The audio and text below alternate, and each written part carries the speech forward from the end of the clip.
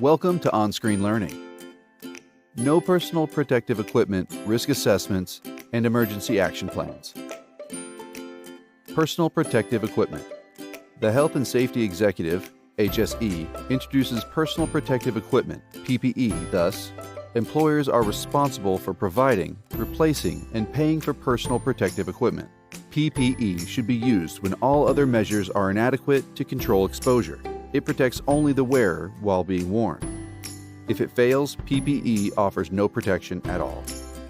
Types of PPE: respirators, protective gloves, protective clothing, protective footwear, eye protection. When deciding about suitable PPE, the employer should ask the supplier, their trade association, or the manufacturer. Basically, the following questions should be explored. Is it suitable for the conditions of the job?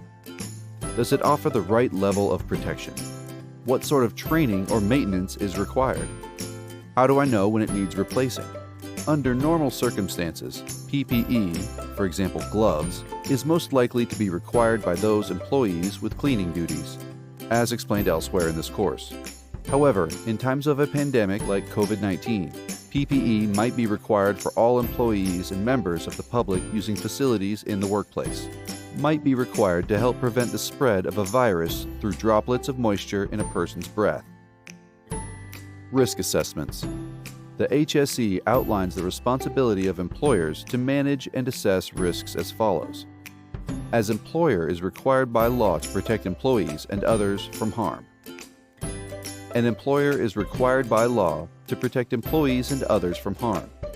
Under the Management of Health and Safety at Work Regulations, 1999, the minimum an employer must do is A. Identify what could cause injury or illness in your business, hazards. B. Decide how likely it is that someone could be harmed and how seriously the risk. C. Take action to eliminate the hazard, or if this isn't possible, control the risk. Assessing risk is just one part of the overall process used to control risk in the workplace. A gym will assess and manage risks for the fitness environment in relation to members and employees. In addition, it will need to assess and manage risks for special circumstances like a pandemic, when special consideration needs to be given to social distancing and sanitation.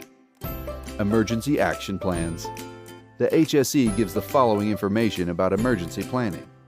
You need to plan and practice to cope with foreseeable accidents, incidents, or emergencies. This means the right equipment to deal with the emergency, for example a spill, including protective equipment and decontamination products. The right procedures to deal with a casualty. The right people trained to take action. The right arrangements to deal with the waste created. Think about how you would make such information available to the emergency services. Everybody needs to know your emergency plans.